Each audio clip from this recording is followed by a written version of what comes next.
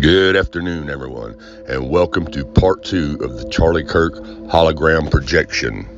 Now, as you remember, in part 1, I showed you how this guy climbs up here and takes down the hologram projector. And then I went on to give you images of what these hologram projectors look like. And then I went on to show you how this chair glitches right through the table in the area where this hologram is taking place. As you can see right here up close, the seat of the chair glitches right through the top of that table, just disappears right through it. And that can only happen with CGI, green screens, AI, and hologram projectors.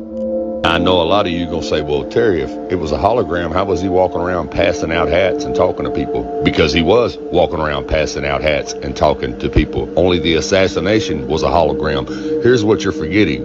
You're forgetting about the trap door right by his feet underneath that little canopy there. Now, I know I showed you this in part 1, but I'm just briefly showing you again to remind you of the trap door. Actually, it's a utility room where they go down to do maintenance, I think on the fountain or something. But point being, I just want to remind you of this trap door. This is the courtyard where it all happened. It's now open to the public again. There's lots of people coming here, placing flowers, cards, things like that. The university is already making some changes. They're replacing the grass where Charlie Kirk was speaking with pavers. Now, even if this trap door doesn't play a part in this hoax at all, it's awful convenient for it to be right there where they were at. You know what I'm saying? But I believe it played a part in the hoax. And like I said before, that's why all the security team surrounded Charlie, and they blurred it to where you couldn't see it. And now I'm getting ready to prove that to you. Now, here's where I need you to pay attention. I know it's hard to watch, but pay attention. See all the blood pour out of his neck onto the shirt right there? This is the hologram part. This is the hologram part that you're watching, okay? See all the blood pouring out on his shirt, out on his neck, a hole in his neck, blood coming out of his neck, pouring onto the shirt. Get that image in your head because it's very important. This is the hologram part. Now let's watch it from the front angle. Pay very close attention. Watch the blood come pouring out of his neck onto that shirt. There's the hole. Here comes the blood pouring out onto the shirt. Now, here's why I proved to you that what you just watched was a hologram. Now, this is where the security team surrounds Charlie, and they pick him up, and they're taking off with him. Now, watch when we zoom in on this footage. What do you see on the neck? What do you see on the shirt? Nothing. Where'd the blood go? Where'd the bullet hole go? Where'd all the blood go? It went on the shirt. I don't see it anywhere, do you? Nor do you see the black letters that say freedom on the front of the shirt. Now, you know we got some haters that's going to say, but you're not showing the left side of his shirt. Yes, there is the left side of his shirt in slow motion. Now, that's the middle of his shirt. Let me rewind it back. There's the left side of his shirt. No blood on it whatsoever. So, get over it. Because it was a hologram, people. You just seen it with your own eyes. No blood whatsoever. And that's why when they were carrying him to the SUV, there wasn't a trail of blood nowhere because he wasn't shot. It's all a big hoax, people. Whether you like it or not, you have been fooled. Everyone, thanks for watching and have a good day. Good evening, everyone. I know a lot of you have watched a few minutes of this video when I posted it the first time, and then I deleted it. Even though it had 24,000 views, I didn't want to delete it, but I don't care about the views. That's not me. I don't care about the views. Okay, so now I'm going to do it the right way, okay? There's a lot of things that I didn't add to the video I should have. I tried to rush it, do it quickly, just got off of work, was tired, but guess what? I'm here to redo it, okay? So this is the redo. This is the re-upload, whatever you want to call it. Now, let me say this in the beginning, okay? This is my theory. This is not disinformation. This is not a lie. This is not me trying to trick you. This is what I believe. This is my idea. That's what a theory is, an idea of how something happened. doesn't mean I'm lying to you or trying to give you disinformation, okay? So let's get that straight from the beginning. Okay, now let's move on with it. Now, I'm sure all of you have noticed online that a lot of people are talking about, why are these people allowed to be in this canopy? Why isn't this marked off and taped off as a crime scene? And why is this guy in the white shirt taking the most very important camera down? What you think is the most very important camera there, why is he taking it down? Well, here's why. Because it's not a crime scene. A crime didn't take place here, and that's not a camera. Now, before I tell you what it is, I want you to get a real good look at it as he's taking it down. Anybody figure out what it is yet? Okay, here's what it is. It's called a hologram projector. And if you don't believe me, you can go look them up online. And they're not cheap. They're not cheap. Usually $20,000 to $60,000, $70,000, $80,000 for these things. And they come in different varieties. Now, Hollywood calls them hologram stage projectors. Now, you see how Charlie's little tent there is a perfect square? And as you can tell, it's 10 foot squared, 10 foot all the way around on each square, and it's about 9 foot tall. That's because it has to be for the projection to work. Now, let's explain. For smaller spaces, the projectors can be configured with mirrors to elongate the projection path and maintain picture integrity. Eyeliner displays ideally require a minimum footprint of 10 feet square and a height of 9 feet to show full-size human figures. What you are seeing is a reflected image which is so true and realistic to the original, it has become known as a virtual image. Many people perceive what they are seeing now as a 3D hologram. In fact, it is a 21st century take on a mid-19th century visual effect known as Pepper's Ghost, showing now on the relay screens. Thanks in part to the amazing optical properties of the eyeliner foil, combined with the light and picture output of Christie Digital high-definition projectors, the image has depth and opacity that actually supersedes the scale and definition of traditional 3D hologram. Like I said before, 10 foot squared, 9 foot tall. This canopy was made this size for a purpose, because it is a hologram stage projection that you guys were watching.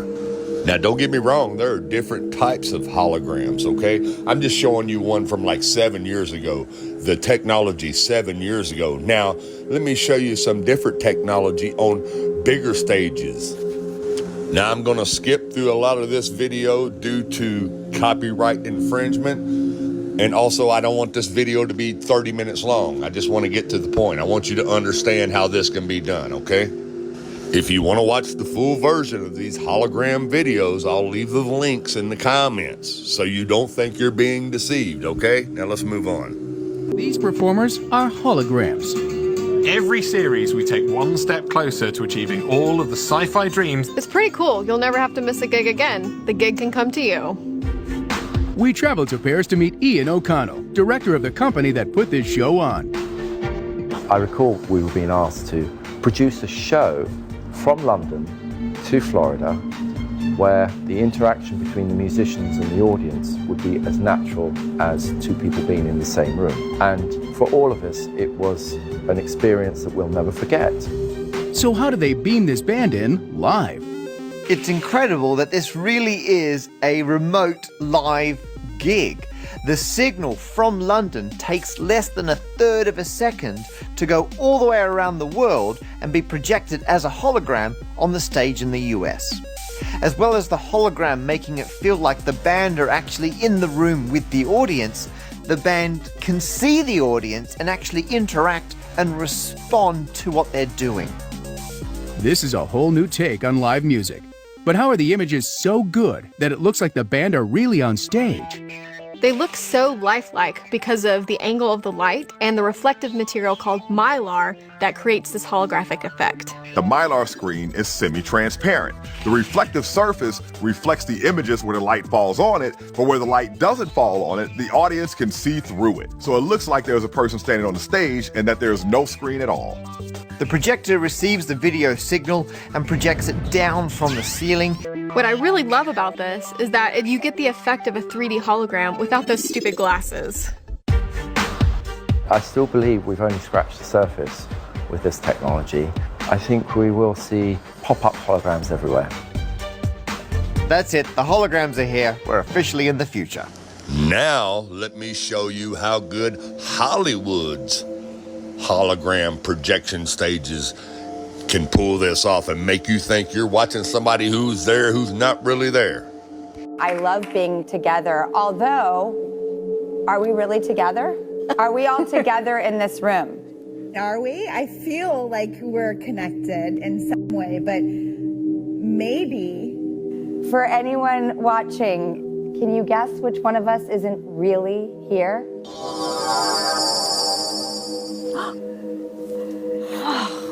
Welcome back! I'm the one in Los Angeles.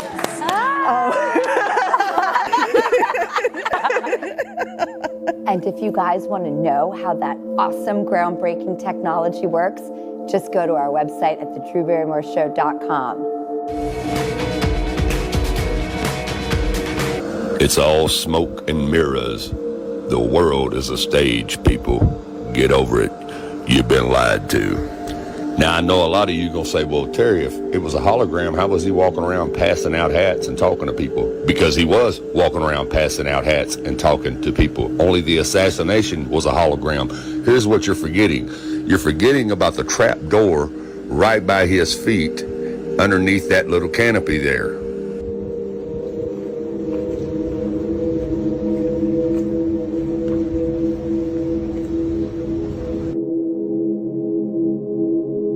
Boss, this is the place he got shot. This is the courtyard where it all happened. It's now open to the public again. There's lots of people coming here, placing flowers, cards, things like that. The university is already making some changes. They're replacing the grass where Charlie Kirk was speaking with pavers. And there are several petitions online asking the school to make this into a permanent memorial for Charlie Kirk. You see, the trap door is the whole key. Yes, Charlie was passing out hats. Yes, Charlie was there. But when it was time for the hologram to come on, this is when Charlie went down into this little utility room or whatever this is underneath this trap door, the stage area where he was sitting. Okay, the assassination took place with the hologram. And then if you notice, all the guys, when he supposedly falls to the ground, all the security guys surround him. You can't see nothing. They raise the trap door up. And Charlie comes out. That's why they blur the videos so you can't see him come out. And then they pack him to the SUV. Not an ambulance, not anything like it would normally be, to the SUV without a trail of blood anywhere because he never got shot. He was down in there the whole time. The hologram part of the assassination was taking place. It's really, really simple. It's complicated, but it's simple if you think about it common sensely. That's how Charlie was able to interact with the people there because he could hear what they were saying and he could answer them and interact with them just like the musicians from London to Florida. It's incredible that this really is a remote live gig. The signal from London takes less than a third of a second to go all the way around the world and be projected as a hologram on the stage in the US. As well as the hologram making it feel like the band are actually in the room with the audience, the band can see the audience and actually interact and respond to what they're doing. Now, I already know what you're going to say. All y'all non-believers going to say, well, if he was passing out hats and doing all that, how could he disappear and go underground into that trap door in basically the little maintenance area that goes underground, which means your ass can go under there. Very simple. You know what I'm saying? How'd he do that without anybody seeing him do it? Well, have you ever heard of an invisible cloak? Maybe that whole tent had an invisible cloak around it. Are you familiar with that? Probably not. Doesn't mean you stupid, doesn't mean you dumb, just means you illiterate to the technology. Now let me show you.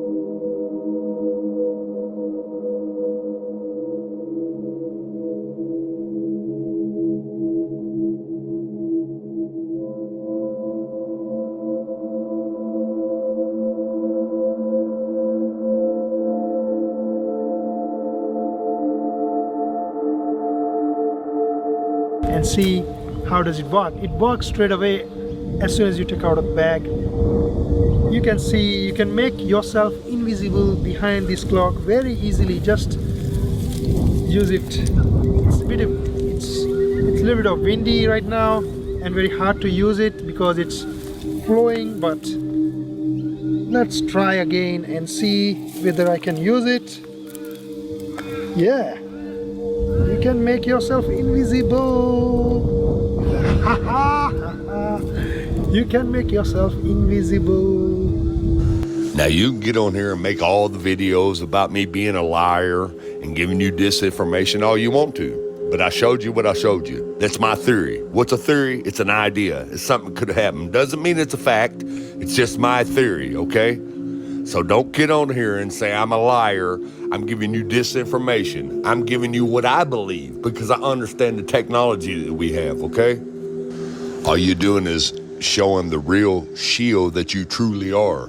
That's all you're doing. You're showing that you a bot, a troll, a shield. That's all you're doing, making yourself look bad. And the only people that believe you is the dumb bots. What's a dumb bot? It means a human who halfway awake, but they will consider and believe whatever you tell them, whatever makes sense to them, because they don't understand technology. They don't understand what's going on. So they choose to believe one scenario, one theory. That's all that is. That's why you seen the chair morph through the table, because they was still in the hologram area. They hadn't shut it off yet. And they was doing this by remote.